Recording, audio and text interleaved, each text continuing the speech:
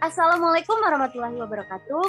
Kami dari Kelompok Pendidikan Bahasa Indonesia akan mempresentasikan karya tulis ilmiah kami tentang fungsi dan peran bahasa Indonesia dalam pembangunan internasional bangsa.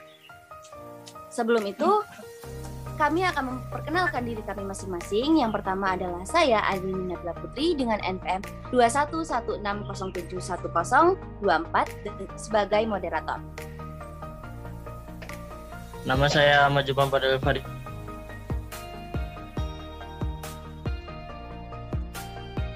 Nama saya Van Naufal dengan NPM 2116071051.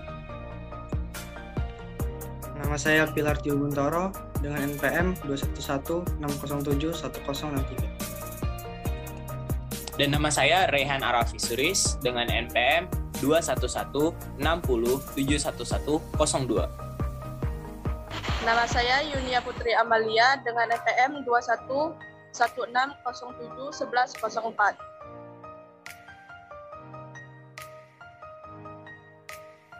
Selanjutnya, saya akan membacakan daftar isi dari presentasi kami hari ini. Yang pertama adalah pengertian tentang apa fungsi dan peran bahasa Indonesia dalam pembangunan internasional bangsa. Yang kedua adalah penyebab, dan yang ketiga adalah fungsi dan peran bahasa Indonesia itu sendiri.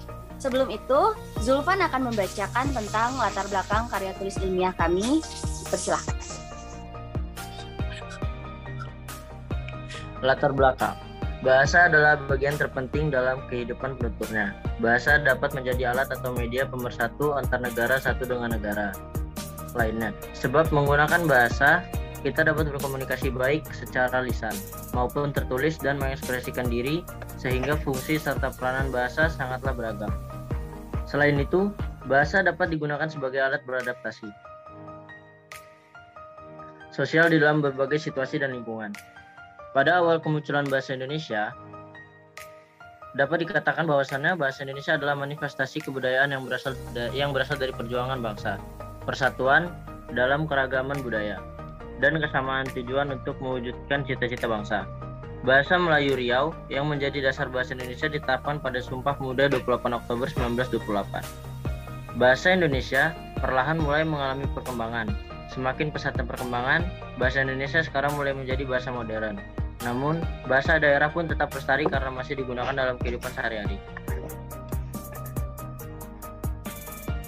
Salah satu fungsi dan peranan bahasa Indonesia selain sebagai alat pemersatu bangsa, bahasa Indonesia juga dapat digunakan sebagai media pembangunan bangsa, khususnya secara internasional karena merupakan bahasa resmi yang bisa dipakai oleh siapa saja.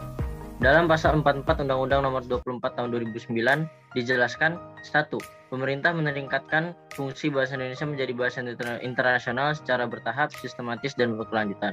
Kedua, peningkatan fungsi bahasa Indonesia menjadi bahasa internasional sebagaimana dimaksud pada ayat 1 dikoordinasi oleh lembaga kebahasaan. Ketentuan lebih lanjut mengenai peningkatan fungsi bahasa Indonesia menjadi bahasa internasional sebagaimana dimaksud pada ayat 1 diatur dalam peraturan pemerintah. Sehingga dapat kita simpulkan bahwa sebagai warga negara Indonesia, kita memiliki kewajiban untuk menjadikan bahasa Indonesia sebagai bahasa internasional dilakukan secara sistematis, bertahap, dan berkelanjutan.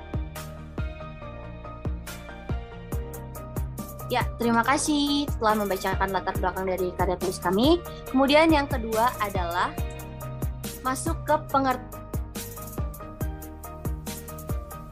nasional bangsa. Silakan. Oke. Bahasa merupakan alat untuk menyampaikan sebuah gagasan yang diwakili oleh simbol-simbol dan digunakan oleh sekelompok manusia untuk berkomunikasi.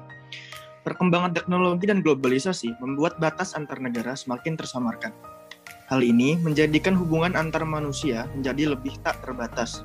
Karena itu, tentunya perlu menggunakan komunikasi internasional agar dapat berkomunikasi dengan orang lain yang berbeda latar belakang, bahasa, dan budaya.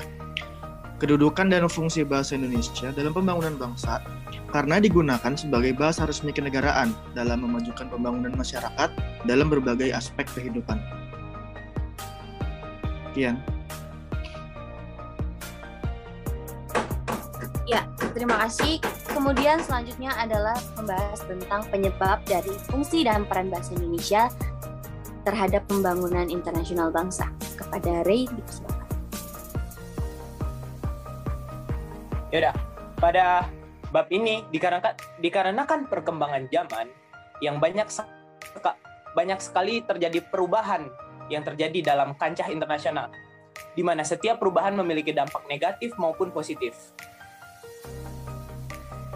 dari suatu bangsa, dan mulai dari dampak positif seperti meningkatnya kualitas ekonomi, pariwisata, dan persaingan antar bangsa. Dikarenakan perkembangan zaman, banyak sekali perubahan yang terjadi dalam kancah internasional. Contohnya ada seperti dampak negatif maupun positif. Contoh dari dampak positif adalah dengan berkembangnya kualitas ekonomi, pariwisata, dan persaingan antar bangsa, di mana setiap negara ingin menjadi negara yang lebih baik dari negara yang lainnya. Lalu, dampak negatif. Dampak negatif seperti penurunan moral generasi muda bangsa, krisis identitas, dan banyaknya dampak negatif yang mulai berkembang di masa sekarang. Indonesia sebagai salah satu negara yang memegang peran penting dalam kancah internasional maupun ASEAN harus memiliki kualitas yang baik dan menjadi lebih maju sehingga mampu tetap bersaing di antara bangsa-bangsa dan negara yang lain. Tetapi hal-hal yang harus diperhatikan agar bangsa Indonesia tetap beridentitas dan memiliki moral yang kuat, yaitu tetap menjaga kebudayaan, nilai norma, nilai moral, dan bahasa Indonesia sebagai salah satu pilar dari identitas bangsa Indonesia ini, di mana sebagai salah satu alat komunikasi yang menyatukan perbedaan antar suku, etnis, dan budaya. Bahasa Indonesia juga dikenal sebagai bahasa nasional. Bahasa Indonesia sangat berpengaruh dalam pembangunan secara nasional maupun internasional bagi bangsa Indonesia. Sebagai beberapa contoh, saya akan menyebutkan ada beberapa penyebab yang dapat menjadi dasar mengapa bahasa Indonesia itu sangat penting bagi pertumbuhan bangsa ini. 1. Bahasa Indonesia digunakan sebagai alat komunikasi antar bangsa Indonesia, di mana bangsa Indonesia yang terdiri dari berbagai macam suku, perbedaan kebudayaan, perbedaan daerah, etnis, dan sebagainya. Kedua, bahasa Indonesia digunakan sebagai identitas dari generasi muda maupun generasi tua. Karena dalam zaman ini, banyaknya remaja-remaja atau generasi muda yang menggunakan bahasa Indonesia dengan cara yang salah atau tidak baik, yaitu dengan cara mulainya menggunakan kata-kata kiasan, mencampurkannya dengan bahasa Inggris, dan mulai melupakan tata cara menggunakan bahasa Indonesia yang baik dan benar. Dan yang ketiga, sebagai sarana berkomunikasi dan berbisnis. Seperti yang kita ketahui, Indonesia memiliki banyak wilayah, perbedaan, dan suku yang berbeda.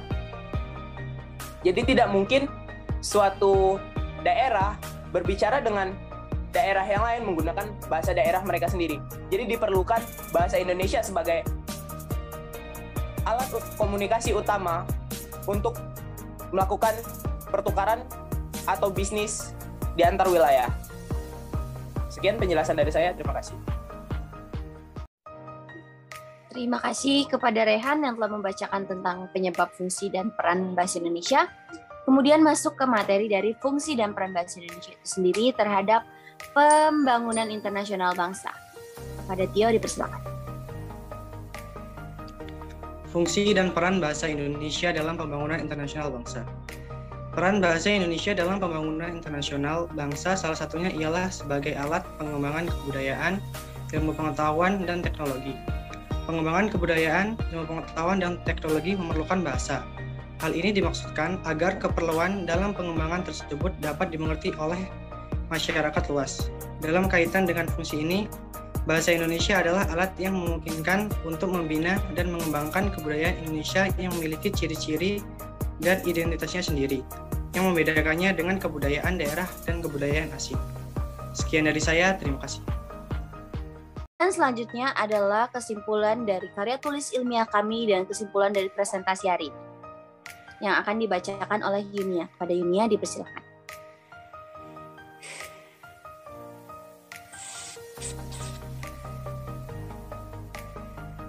Oke, kesimpulan. Bahasa adalah alat komunikasi yang berupa sebuah sistem bunyi yang dihasilkan oleh alat ucap manusia. Bahasa Indonesia dalam pembangunan internasional bangsa, salah satunya ialah sebagai alat pengembangan kebudayaan, ilmu pengetahuan, dan teknologi. Sekian, terima kasih. Sekian presentasi dari kami. Terima kasih telah menonton. Jika ingin tahu lebih detail, bisa dibaca di karya tulis ilmiah kelompok kami. Kami akhiri, wassalamualaikum warahmatullahi wabarakatuh.